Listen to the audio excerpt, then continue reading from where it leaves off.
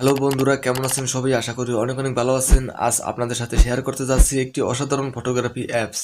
যাদের ফোনে LMC camera support করে না, তারাও আজকের এই অ্যাপসটির মাধ্যমে এলএমসি ক্যামেরার মতো ছবি তুলতে পারবেন।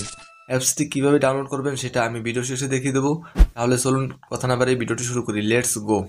এই ক্যামেরাটি ওপেন করার পর আপনার সামনে নতুন একটি ইন্টারফেস চলে আসবে। এখানে দেখতে পারবেন একটা স্ক্রোল বাটন আছে, নিচে দেখতে পাচ্ছেন হুইল। এটা আপনারা বাম দিকে স্ক্রল করবেন এবং স্ক্রল করার পর এখানে একটু ওয়েট করবেন এবং এখানে দেখতে পারবেন একদম উপরে দেখতে পাচ্ছেন ক্রস চিহ্ন। এখানে আপনারা ক্যান্সেল করে দিবেন। তারপর এখানে নিচে দেখতে পাচ্ছেন লেখা আছে পুরো ক্যামেরা। আপনারা এই পুরো ক্যামেরায় ক্লিক করে দেবেন। ক্লিক করার পর এখানে যত ধরনের পারমিশন আছে সব পারমিশন এখান থেকে অ্যালাউ করে দেবেন। অ্যালাউ করার পর এখানে দেখতে পারবেন অনেকগুলা ক্যামেরা ফিল্টার চলে আসবে। এখান থেকে কালারে ক্লিক করলে আপনি অনেকগুলা ক্যামেরা ফিল্টার এখান থেকে পেয়ে যাবেন। এখানে দেখতে পাচ্ছেন বিভিন্ন দামি দামি ক্যামেরা, আর প্রত্যেকটা ক্যামেরার ফিল্টার কিন্তু আলাদা আলাদা।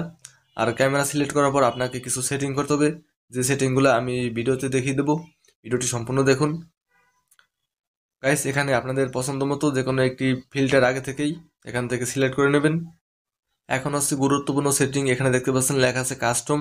এখানে কাস্টমে ক্লিক করে আপনি এখান থেকে সরাসরি কালার গ্রেডিং করতে পারবেন। গাইস, এর আগে আমি একটা অ্যাপসের কথা বলেছিলাম, সেটাও এখানে সরাসরি কালার গ্রেডিং করা যেত। আর এই অ্যাপসটিতেও দেখতে পাচ্ছেন সরাসরি কালার গ্রেডিং করা যায়। মানে আপনি ছবি তোলার সময় একদম আপনাদের হোয়াইট ব্যালেন্স, তারপর স্যাচুরেশন, এগুলো একদম ঠিকঠাক করে সরাসরি ছবি তুলতে পারবেন। আর এখানে দেখতে পাচ্ছেন স্যাচুরেশন। আপনি স্যাচুরেশন যতটা বাড়িয়ে দেবেন এখানে ছবিটা ততটা কালারফুল হবে। আর এখানে দেখতে পাচ্ছেন লেখা আছে জুম। জুমে ক্লিক করার পর এখানে আপনি সর্বোচ্চ 10x পর্যন্ত জুম দিতে পারবেন। এবং ম্যাক্রো ছবি তোলার ক্ষেত্রে আপনি অবশ্যই 4x জুম দিয়ে নেবেন, তাহলে ছবিটা আরও ক্লিয়ার দেখাবে। আর এখানে দেখতে পাচ্ছেন লেখা আছে অ্যাপাসার। অ্যাপাসারে ক্লিক করে আপনি সঠিকভাবে ফোকাস নির্ধারণ করতে পারবেন।